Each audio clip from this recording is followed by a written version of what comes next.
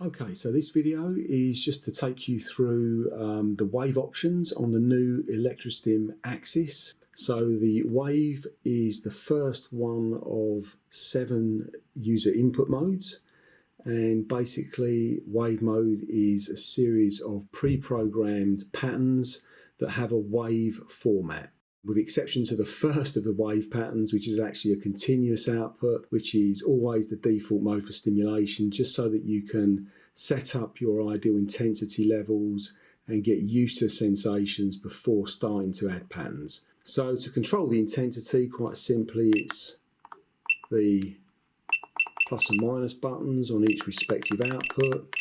The beeper, you'll obviously hear there's a beeper mode that's enabled at the moment. We can switch that off. So basically that's just adjusting intensity, really simple. You can press and hold if you can't be bothered to do it independently, and that gives you a nice smooth climb up of the output. So that's how you adjust the intensity, and as you can see, the solid circles show that there's nothing actually dynamically happening. To change the wave pattern that we're using, there's only one button we need. Because we're in wave mode, we can press the option button. That will bring up the menu, and we can scroll through the menu till we find the particular pattern that we want to use. We leave it there, and then it will invoke that pattern. So you can see now we've got a nice steady alternating wave happening. The size of the circles simulating the kind of strength of the stimulation of that output. So to select another pattern, simply press that option button again and scroll down to something else. So if you want to do an alternating escalation pattern, we can just dwell on that one.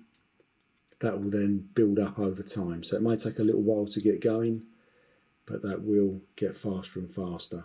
You'll notice the intensity levels haven't changed, and this is simply because we haven't changed mode.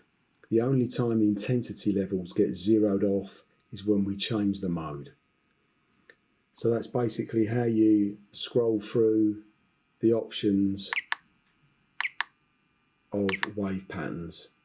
And you have in total 11 different patterns you can scroll through, and you simply dwell on the one you want to leave it on. Okay, so that's basically how the wave modes work.